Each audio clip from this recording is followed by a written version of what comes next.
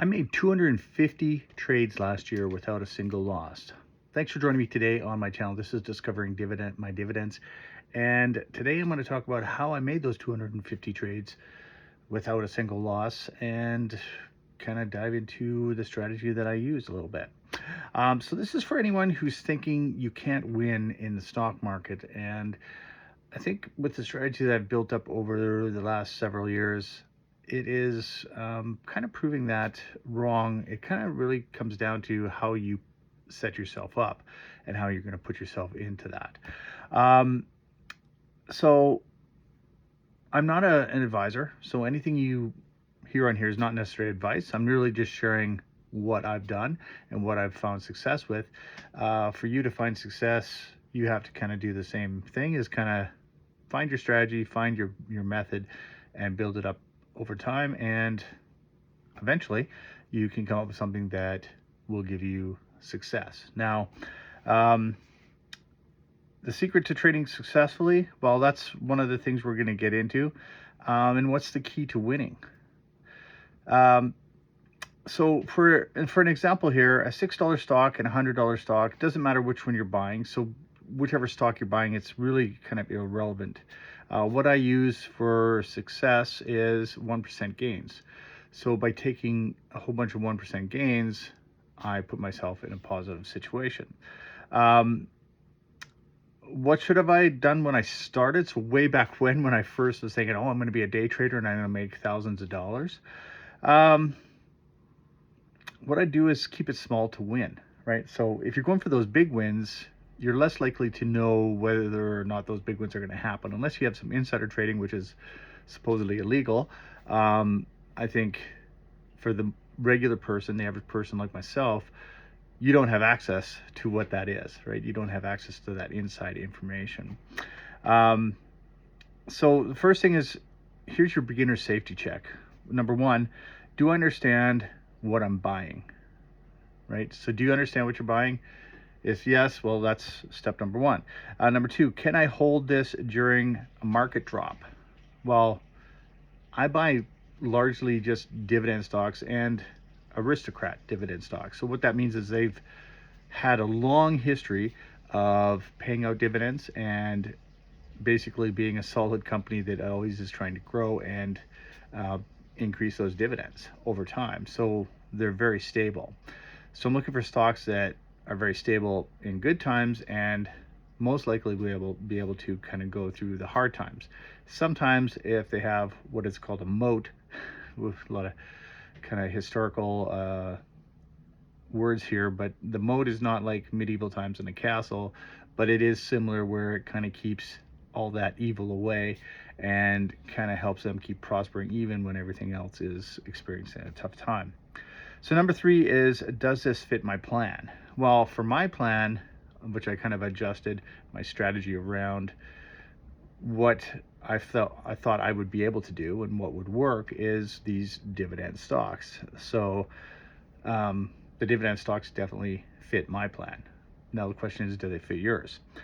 So how that would work essentially is, I've gone out and I've found a list of stocks and I put them in my list. And the ones that are very secure are on my list. And the ones are kind of, I feel like, are secure, but they're potentially growth stocks where there is some uncertainty because they're pushing to grow, but they may have not kind of found their territory yet, or they're pushing into a territory. Like for instance, EQB is in the banking sector. It's an online bank, but it's still competing against big banks. It has that potential for growth, but does it really have that long-term kind of strength to get going? For me, I've kind of put it in there as one of those stocks that I'm willing to buy into, because I also feel like it's in a stable industry and they do lots of very positive things. Now, does that mean it's going to fit yours? That's your question to ask. Essentially, the two big things though is, to get the 250 trades, is I always did only the 1% gain. Didn't matter how much it gained. I didn't look, like lots of people go, oh, I could have made so much more. Yeah, but it's not just the one time. It's about the 1% gain and then another 1% gain, and another one, and another one, and another one, and the compounding of that 1% gain is what does it. Now you could go for 2%, 3%, and I've tried doing higher percentages, but then what happens is I'm holding stock longer, and if I could have just done another 1% gain with that same money, I would have got there sooner, right? So 2 or 3 1% gains is better than going for a 2 or 3%, because it pretty much takes the same amount of time. I've also divided up my current holdings for the account I'm using for this investment challenge I'm doing. So I'll have 5 different buys. I won't just put it all into one stock.